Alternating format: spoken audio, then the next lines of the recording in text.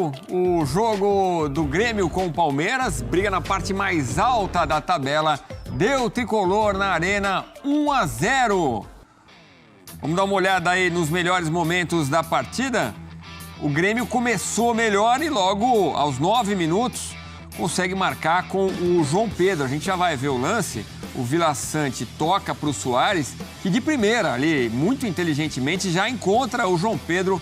Ele chuta cruzado e abre o placar. Lei do ex em Porto Alegre, Elton Serra. E ficou nisso, né, em termos de placar. 1-0 pro Grêmio, que encosta no próprio Palmeiras, né? O Verdão era o vice-líder, o Tricolor agora em terceiro lugar. O Verdão continua como vice-líder, mas o Grêmio fala assim, ó, tô aqui. Também quero tá nessa briga aí até o final do campeonato, né, Elton? Pois é, foi um gol do Grêmio e um gol do Botafogo também, né? Botafogo, claro, depende agora só de si para ampliar de novo essa vantagem na liderança, mas é claro que o torcedor botafoguense também comemora esse gol. Acabou sendo um jogo onde o primeiro tempo foi até um pouco mais equilibrado do que o segundo. No segundo tempo o Palmeiras foi pressão pura, né? Pressão total. Teve a posse da bola no campo ofensivo quase o segundo tempo inteiro, né? 77% só na segunda etapa. Então foi uma equipe que conseguiu pressionar o Grêmio, mas não conseguiu marcar, né? Mais uma vez sente dificuldades ofensivas, enfrentando adversários que se fecham. Isso aconteceu contra o Goiás. Essa foi a grande oportunidade do Palmeiras, né? O Rafael Veiga cara a cara com o Gabriel Grando, que corajosamente faz a defesa. Foi o grande momento ali do Palmeiras, a grande chance perdida pelo Verdão, né? E a gente tá vendo que o Palmeiras no total, né, do jogo finalizou 18 vezes, mas do Alvedo apenas 4. Então foi um time que, de novo, pecou pela eficiência ofensiva, como aconteceu no jogo contra o Goiás. O Grêmio se fez muito bem disso, né? Colocou um time, por mais que o João Pedro no primeiro tempo tivesse um pouco mais de liberdade, o Reinaldo também, acho que o Reinaldo marcou até um pouco mais, ficou mais preso, né, do lado esquerdo do que o João Pedro, mas foi um time que teve o Vila Sante e o Cristaldo também com funções defensivas muito mais intensas, né, nesse jogo, até para o PP ter um pouco mais de liberdade, o Natan voltando também, o JP Galvão que foi titular, para abastecer o Soares lá na frente. No segundo tempo, aí sim, né, uma linha de 4, outra de 5 no meio campo. O Palmeiras sentiu muitas dificuldades, o Abel Ferreira fez algumas mudanças para tentar melhorar essa equipe, né, e não deu certo, inclusive a mesma mudança que fez no jogo contra o Goiás, que foi entrada na reta final do Breno Lopes. Ele colocou até no lugar do Zé Rafael, né? O Palmeiras ficou um pouco mais ofensivo. Colocou o Rony, que estava no banco de reservas, né? Entrou no lugar do Hendrick. Tirou o Marcos Rocha para colocar o Luiz Guilherme e aí tentar, né, ter um pouco mais de profundidade, abrir um pouco mais o campo. Nada disso acabou dando certo. No final até o Everton foi para a área para tentar fazer um gol de cabeça em cobrança de escanteio, mas o Palmeiras, de novo, né, pecando pelos... Aí a gente tá vendo o lance, ó, do Everton, a bola tocando no travessão, quase o Palmeiras empata na reta final. Grande resultado pro Grêmio, que fez o que deveria ser feito quando abriu o placar. Resultado péssimo pro Palmeiras na disputa pelo título. Então vamos aos números da vitória do Grêmio sobre o Palmeiras, 1-0. Palmeiras com mais posse de bola, como o Elton destacou, 65% contra 35% do Grêmio. Passes certos, 353, 161 para o Grêmio. Chutes, 18-7. Quando o assunto é chute certo, 4-2 também vantagem do Palmeiras. Cruzamentos foram 43 do Verdão, 9 do Tricolor. Ações defensivas, o Grêmio defendeu mais, 59 contra 27 ações do Palmeiras. Palmeiras, a surpresa foi a não escalação do Rony, né, Elton? Vamos ver, já a gente vai com o Abel Ferreira ver se tem uma explicação ali. Talvez fisicamente ele acaba entrando no segundo tempo, aparentemente bem, mas provavelmente pensando no jogo contra o Boca, alguma questão muscular, talvez alguma coisa. O Boca Juniors, você vai ver aqui na ESPN, no Star Plus, na próxima quinta-feira, Palmeiras e Boca, primeiro jogo na Argentina, você vai ver com a gente aqui, cobertura completa na ESPN, no Star Plus. Mas foi a surpresa, né? E apostando no Hendrick. O que você achou disso? A gente tem visto aí nessa rodada, né, Edu, alguns times jogando com equipes mistas, outros com equipes reservas. A gente vai falar, por exemplo, do Internacional. O Palmeiras optou, né, em poupar alguns jogadores. O Hendrick há um tempo não vinha sendo utilizado como referência. Nessa temporada até o Abel tem colocado o Endrick como ponta, né, jogando um pouco mais aberto. Foi assim no último jogo, inclusive, contra o Goiás. Foi um jogador que, saindo mais da área, tentava abrir espaço na defesa adversária, né, tentando espaçar a linha defensiva. Mas hoje acabou sendo referência. O Arthur fazendo a função de ponta pela esquerda e o Mike, né? De novo, o Mike sendo utilizado numa segunda linha, Marcos Rocha sendo o lateral e o Mike sendo um ponta. Ele até fez um bom primeiro tempo, né, saindo da área, característica dele, né, algumas finalizações, tentativa, né, de encontrar também o Arthur e o Zé Rafael fazendo essa função também um pouco mais adiantado. O Rafael Veiga sendo um jogador que como o Palmeiras não jogou com uma referência, como o Rony, né, que é um jogador de mobilidade, de muita finalização, foi um jogador que tentou finalizar um pouco mais. No segundo tempo, o Endrick caiu de rendimento. A gente viu que a substituição foi muito por conta também da produtividade dele na reta final já do primeiro tempo, né? E aí o Rony entrou já com mais ou menos 20 minutos ali, né, do segundo tempo. Acabou sendo um jogador que tentou mais essa efetividade jogando, né, no corredor central, sendo um falso 9, como tem sido utilizado pelo Abel Ferreira. Acho que foi muito mais pensando na Libertadores, sim, mas a opção pelo Endrick era muito mais um jogador de criatividade do que de acabamento das jogadas, né, de finalização. Ainda não mostrou isso na equipe profissional, o Endrick, como mostrou na base. Até porque na base ele jogava até um pouco mais recuado, né, muitas vezes como falso 9, finalizava muito mais do que nesse time profissional. Gostei do primeiro tempo, ali os 30 primeiros minutos, mas depois uma queda de rendimento, que eu acho que foi uma queda de praticamente toda a equipe do Palmeiras. Garotos em campo no time do Palmeiras. No segundo tempo, o Abel estava nervoso, né? Jogo quente a gente viu ali, mas o Luiz Guilherme vai a campo, vai o Kevin, o Endrick saiu jogando. E vamos ver aí, será que ele não aproveitou a oportunidade? Enquanto ele esteve em campo, foram 65 minutos, ele deu 7 chutes a gol, foi quem mais chutou. 2 chutes certos, foi também ali o que mais acertou. Nenhuma grande chance, teve 2 dribles certos e 7 ações na área rival. Também nestes quesitos foi o primeiro do Palmeiras. Desde 5 de agosto ele não era titular.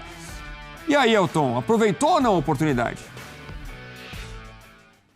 Aproveitou dentro do que o sistema, né, do Abel Ferreira proporcionou para ele. De novo, né, foi um time que jogou nesse 4-2-3-1, ele como referência, e a gente vê a quantidade de finalizações que é acima do que o Endrick tem mostrado, né, na equipe principal desde que foi utilizado pelo Abel na temporada passada. Até porque com o Rony e com o Dudu, ele jogou na reta final com esses 2 jogadores, inclusive, e abastecido também pelo Rafael Veiga. Ele era muito mais um construtor, finalizava menos, porque o Dudu e o Rony finalizavam mais que ele nessa reta final de temporada. Então, ele sendo o cara, o 9, de fato, né, não só na camisa, mas na função, ele fez um primeiro tempo de 9, e muitas vezes de falso 9, saindo para tentar articular as jogadas. Eu acho que foi importante para ele também, né, ter essa oportunidade. Era um jogador, como a gente trouxe aí desde o início de agosto, não tinha oportunidade como titular. Ele, nesse período, inclusive, falou, né, que o Abel Ferreira conversa com ele, que ele é um cara que entende muito bem o momento certo de entrar na equipe, o momento certo de ser titular ou de entrar durante um jogo para tentar mudar o panorama. No caso, contra uma defesa do Grêmio muito forte, né, o Rodrigo, ele foi um jogador que deu trabalho, até se lesionou, né, sentiu numa recomposição defensiva, acabou sendo substituído. O Bruno Alves também é um jogador de muita força física, então o Endrick no 1 contra 1 acabava sendo neutralizado em muitas oportunidades pelo Bruno Alves, mas foi um jogador que não fugiu do confronto, né? Eu acho que é um jogo grande, um jogo pesado, um jogo importante também para que ele vá ganhando casca, porque vai ser importante, né, nessa reta final de temporada para o Palmeiras, que tem essa semifinal de Libertadores e vislumbrando chegar a uma decisão de Libertadores, vai muitas vezes usar mais o Endrick no Campeonato Brasileiro. Então acabou sendo um jogo importante para ele, por isso também. Falar em garoto, o Vitor Roque saiu machucado, chorando até, do jogo do Atlético Paranaense. Vitória sobre o Internacional, a gente vai falar já já. São os dois garotos que a gente coloca em paralelo, né? Dois vendidos que vão para o futebol espanhol, para os gigantes espanhóis. Tomara que não seja nada com o Vitor Roque. Agora, o Elton, e o Grêmio, então, depois de ter perdido para o Bragantino, aquele empate maluco com o Corinthians, a excursão paulista voltou com um ponto só, mas de novo levanta o dedo e fala assim, ó, tô aqui, tô nessa briga aí, o Botafogo que se cuide porque eu posso chegar se vacilar. É isso que o Grêmio faz nessa noite de quinta-feira? Nesse momento tem um ponto a menos que o Palmeiras, o mesmo número de jogos, né, 24 jogos, mas o Botafogo tem 51, então nesse momento são 8 pontos. Vai ter que torcer por um tropeço do Botafogo para continuar sonhando com o título, né? Mas nesse momento, chegando a 43 pontos, Edu, e olhando para a tabela do Campeonato Brasileiro, onde você está achatando ainda mais a competição pelo G4, né? Que dá a vaga direta à fase de grupos da Libertadores. Vamos lembrar, né? O Grêmio ano passado, o Grêmio há um ano, estava disputando a Série B, brigando para ficar no G4 da Série B e conseguir o acesso. Então, o Grêmio quer voltar a disputar uma competição internacional, o Grêmio quer voltar a disputar a Libertadores, que é uma competição onde ele está acostumado a jogar. Então, o primeiro objetivo é ficar entre os 4 e vencer esse jogo. É importante, porque o Bragantino tem somado pontos, o Fluminense, mesmo com a Libertadores ali dividindo a atenção, é um time que tem somado pontos. O Atlético Paranaense venceu o jogo, é uma equipe que está ali também na briga por esse G4. Então, acho que para o primeiro objetivo acabou sendo um grande resultado. E aí é olhar agora e secar o Botafogo e o Palmeiras, né? Porque o Palmeiras também está na frente do Grêmio, para sonhar com esse título, que seria algo espetacular, né? Se conseguir virar essa vantagem do Botafogo, um time vindo da Série B e sendo campeão brasileiro, pouco acreditado, porque não era colocado como um dos favoritos, não pelo tamanho do Grêmio, né? Mas pela situação que vivia até um ano e voltando à Série A, era, claro, a primeira briga de ficar ali beliscando vaga em competição internacional. Então, estar entre os 4 primeiros, acho que é o grande objetivo do Grêmio e está se consolidando cada vez mais, né? Mesmo com essa excursão paulista e o Campeonato Paulista, porque voltou para o Rio Grande do Sul enfrentando o clube paulista, que é o Palmeiras, nessa sequência acaba escapando bem, né, de uma sequência que é complicada e estando aí entre os 4 melhores da competição, com 24 jogos, né? Ainda faltando 14 rodadas para terminar o campeonato. O que foi bom da excursão paulista do Grêmio foi trazer um golzinho fora do estado do Rio Grande do Sul, né? Um dos 4 gols do Luizito Soares. Bom, jogo quente, tivemos faíscas na arena do Grêmio, muitos encontros ali interessantes. E no intervalo também, olha só o que aconteceu, o encontro do Reinaldo do Grêmio com o Gomes do Palmeiras, ó. Vamos ouvir.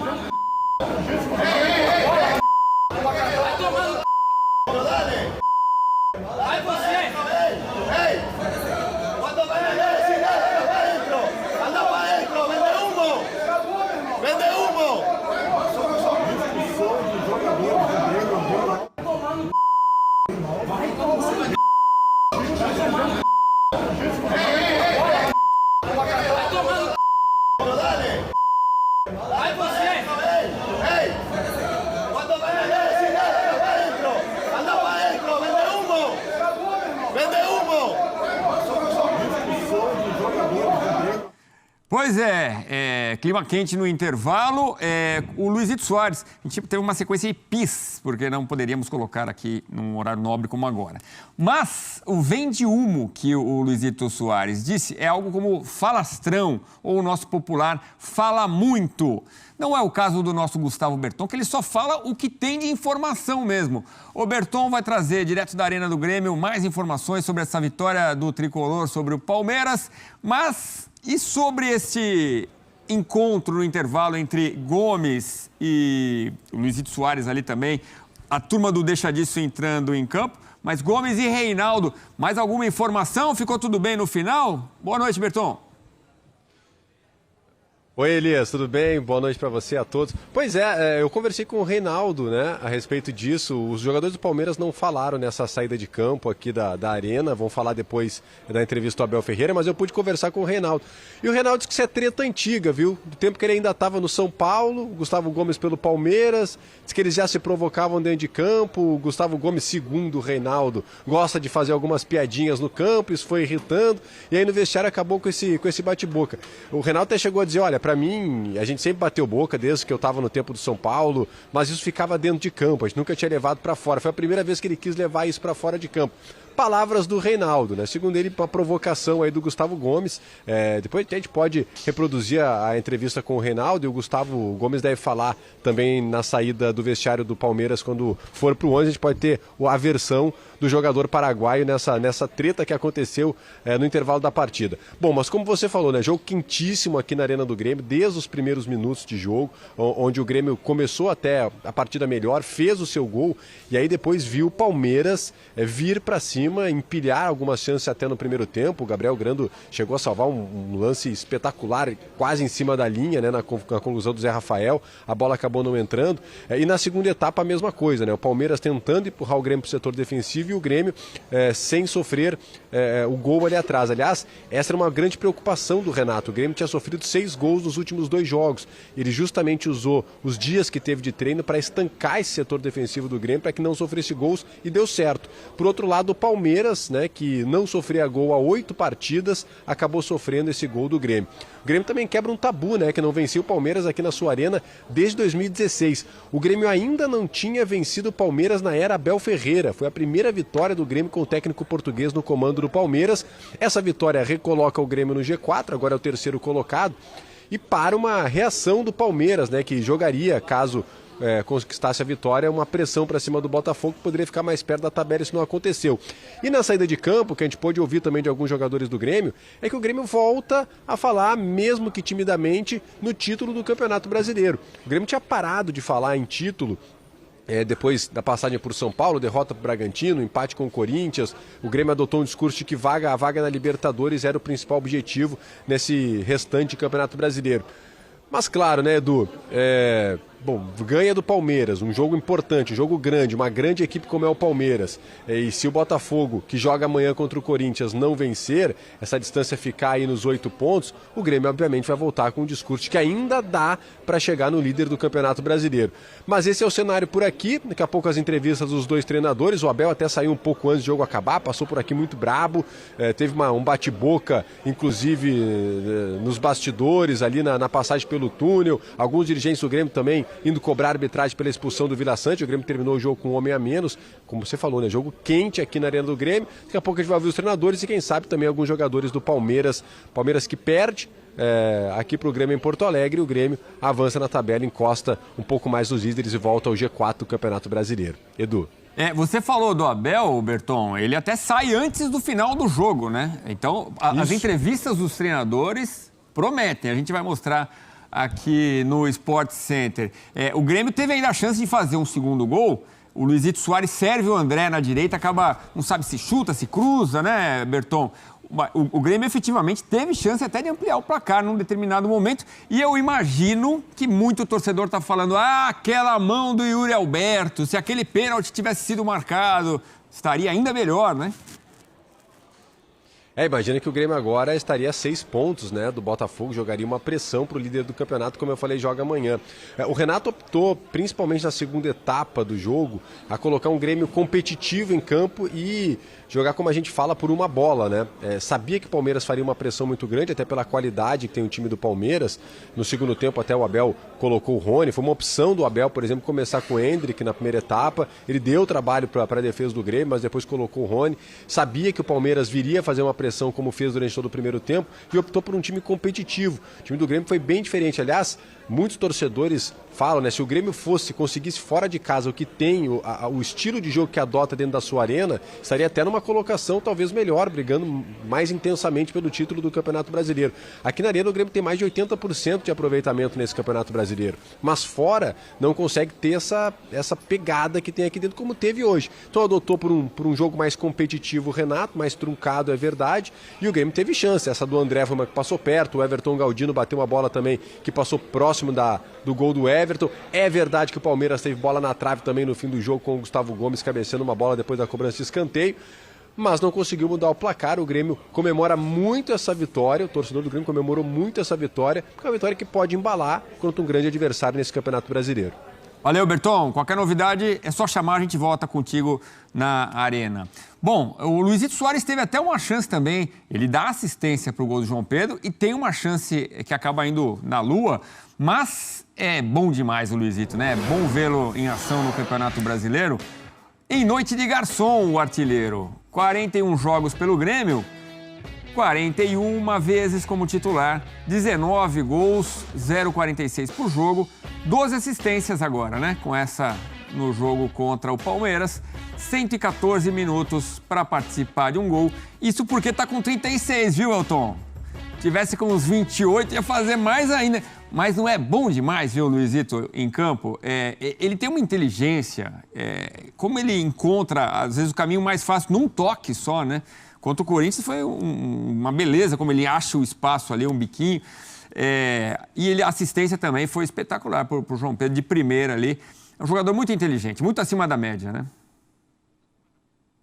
Pois é, Edu, eu estava olhando os números aqui, a gente está vendo aí 41 jogos, 41 como titular, numa temporada desgastante, né, do futebol brasileiro. Estava olhando os números dele em temporadas anteriores, né, ele fez 45 jogos pelo Atlético de Madrid na temporada 21-22.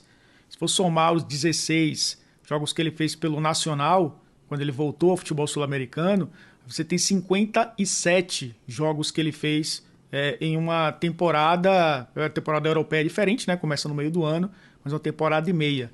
Ele vai atingir isso no futebol brasileiro em um ano, né? Se ele jogar os jogos restantes aí que tem o Grêmio na temporada, e aí será o maior número dele, talvez, desde o Barcelona. Que o último, quando ele superou a marca dos 50 jogos, foi no Barcelona 17-18, quando ele fez 51 jogos. E a gente está falando na temporada 17-18, ou seja, são 5 anos, né? Ele está 5 anos mais velho, dentro do futebol brasileiro, que também é muito desgastante. Então, mesmo com todas as dores, mesmo sendo um jogador que joga no sacrifício, ele já confessou isso, inclusive ao ponto de antecipar o fim do seu contrato, né? Ele que vai deixar o Grêmio no fim da temporada, acaba sendo realmente números expressivos e um jogador que tem sido fundamental e exemplo, né, para todos, porque casa muito bem com o que o torcedor do Grêmio gosta de ver, né? O cara que encarna a camisa, o cara que tem técnica, tem muita qualidade, faz muita diferença, por isso é titular, por isso é um dos melhores atacantes da sua geração, mas é um jogador que se entrega, né? E ele faz muito bem isso dentro de campo. Nos últimos jogos tem sido até mais garçom do que goleador. Então, é muito bom sim ver o Luiz Soares no futebol brasileiro. A gente gostaria de ver muito mais, mas parece que as dores, né, a carga de uma carreira inteira está começando a fazer a diferença no corpo do atleta e a gente tem que se deleitar, né, Edu, até o fim dessa temporada. Ele poderia ter uma postura mais blasé, né? Mas não, a gente vê, ele discute com o árbitro, encara, fica bravo de verdade. Entra até na confusão entre o Reinaldo e o Gomes. Esse é o Luizito. Mas por falar nisso, vamos ouvir o que disse o Reinaldo sobre a treta no intervalo com o zagueiro paraguaio. O Gustavo Gomes fica soltando gracinha desde de clássico Palmeiras e São Paulo. E sempre a gente discute. Agora que ele levou para fora de campo, não entendi. Para mim o que acontece dentro de campo fica dentro de campo. É antiga essa bronca, então? É antiga, sempre nos clássicos lá sempre tinha essa confusão. Mas eu tô bem tranquilo porque eu não levo nada para fora de campo. Se ele leva, o problema é dele. Importância dessa vitória? A vitória é muito importante, né? Jogando contra uma equipe que está na nossa frente na tabela. E eu tenho convicção que a gente chegou neles. Agora trabalhar ainda mais para a gente se manter lá em cima. Convicção que a gente chegou. Este é o Reinaldo, lateral esquerdo do Grêmio, que está ali olhando para o Botafogo, falando, olha, dá para chegar.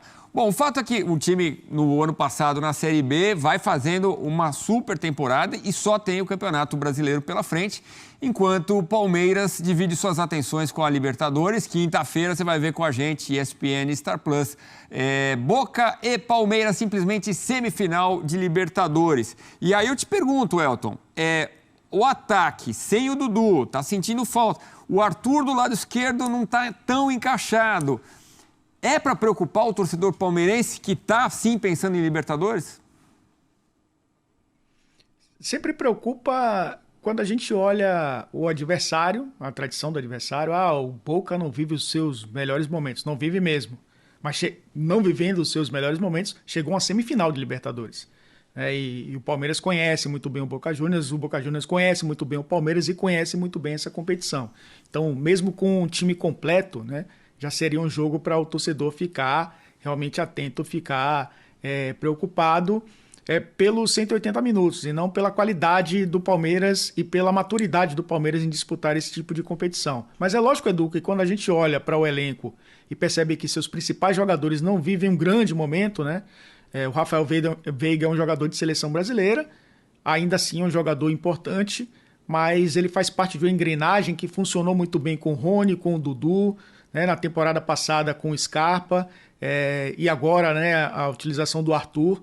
Como você falou, né, a mudança do Arthur para jogar do lado esquerdo para acomodar o Mike como um ponta, né, como um meia numa segunda linha, muda um pouco a característica também da equipe, porque o Mike não é um lateral de origem, mas não é aquele jogador do 1 contra 1, onde é a linha de fundo o tempo inteiro.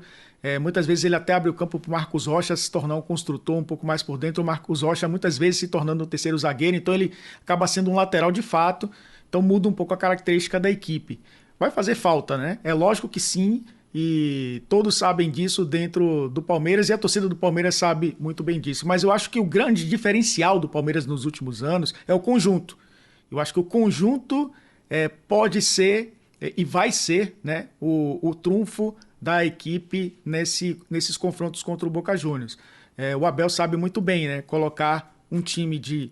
Não são grandes estrelas, se tornaram estrelas nesse time do Palmeiras de 2020 para cá, né, muitos deles, alguns já eram, né, o caso do próprio Dudu, dentro do próprio Palmeiras, mas é o conjunto que faz a diferença nessa equipe. E eu acho que não tem como não ser diferente, né, no mata-mata, e é o que vai acontecer nos 2 jogos contra o Boca. Muito bem. Tá aí, galera, vitória do Grêmio contra o Palmeiras, 1-0. Uma vitória muito importante, né? Mais 3 pontos no Brasileirão. O Renato Gaúcho que até admitiu, né, na coletiva que o Palmeiras dominou, né? Mas o importante foi a vitória, 1-0 ali, um placar magrinho, mas o importante foi os 3 pontos conquistados diante dessa vitória aí, né, contra o Palmeiras ontem, lá na Arena. Uma vitória importante, mais 3 pontos no Brasileirão. O Palmeiras jogou melhor, né, digamos assim, mas o Grêmio saiu vitorioso. Foi eficiente ali na chance que teve, conseguiu marcar um gol muito importante. Agora é focar nas próximas partidas. O Grêmio que vinha, né, daquele resultado contra o Corinthians, em que a arbitragem influenciou bastante no jogo, né? Poderia ter saído com a vitória, mas ontem conseguiu 3 pontos aí, muito importante. Agora é focar nas próximas partidas, se preparar, né, para a sequência dos próximos jogos. E essa vitória aí é muito importante, vai dar confiança, vai dar moral para a sequência dos próximos jogos. O Grêmio, que agora no momento é o terceiro colocado com 43 pontos. O Palmeiras, mesmo com a derrota, se mantém, né, na vice-liderança com 44. O Botafogo vai jogar hoje ainda. O Botafogo está com 51. O Grêmio está bem distante, né? Está bem distante mesmo do líder do Brasileirão, mas está vivo, né? O Renato ainda com esse discurso de que o Grêmio está vivo na briga pelo título. Deixa a sua opinião aqui nos comentários, o que você achou da partida. Você que é torcedor do Grêmio, que está feliz, está contente com a vitória. Deixa o like, valeu, galera. E até a próxima.